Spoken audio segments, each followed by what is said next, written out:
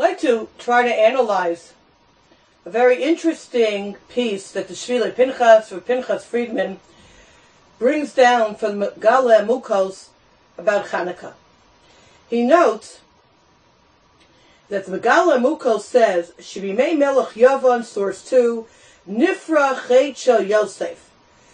In the Golus of Yavan, we have the rectification of the sale of Mechiras Yosef. There's somehow a connection between the whole story of Hanukkah and the whole story of the sale of Yosef. And we need to understand what is the connection between Mechiras Yosef and the sale of Hanukkah.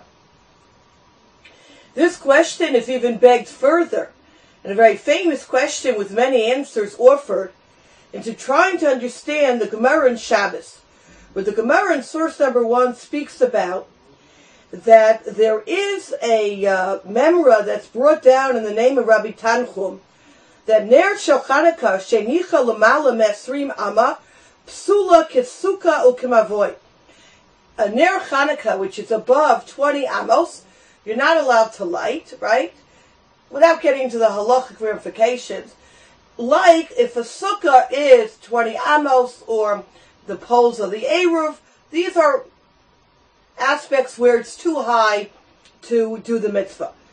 And then the Gemara immediately brings another statement in the name of Rabbi Tanchum, which is, what does it mean when it says when they threw Yosef into the pit, Vabor Reik Ein Bo Mayim?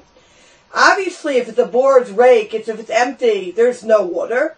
So it comes to teach you that Mayim Ein Bo, but Nechashim and Akravim Yesh Bo. Perhaps there was no water in it, but it really wasn't empty. There were snakes and scorpions. And again, the commentators on this Gemara want to know, when we're talking about the Inyanim of Hanukkah, why are we stuffing in here the story of the sale of Yosef, throwing him into the pit? And from here, the size of the pit, we learn that if they couldn't see the snakes and scorpions, it's too deep and it's too high, and we can't light Hanukkah candles. Like, what's the connection? Just the fact that these same individuals said these two memras? There obviously has to be some connection between the whole idea of Hanukkah and lighting Hanukkah candles specifically and the idea of the board, the pit that Joseph was thrown into. So that's our first question, to try to understand, what is this connection? How, in what way was the story of Yavan an expiation for the sale of Yosef? The second Nakuda, which is really an extension of the first, but has to be understood in its own right as well, it's brought down, the Bnei Yissaschar also quotes Megala Mukos, that says that we know the gematria, the numerical value of Yosef, is the same as the numerical value of Melech Yavan, and Yosef is also, right, the king of Yavan, the same numerical value of Antiochus. So we have this idea of Zelu Madzah Salukim, this parallel to that. In the Kochos of Kedusha and the aspect of holiness, we have a Yosef, and somehow it's not just a numerical value. There's something much deeper going on here to make this connection. On the other side of the equation is Melech Yavan, the king of Yavan. On the other side of the equation is Antiochus. How do we understand this? What is the power of Yosef that's the counter force to what Yavan was trying to do? And this question is further begged by the idea that we know, Chazal tell us, that the Yavani made the Jews write Al Keren Hashor, on the horn of the ox, that they have no chelik belokei Yisrael.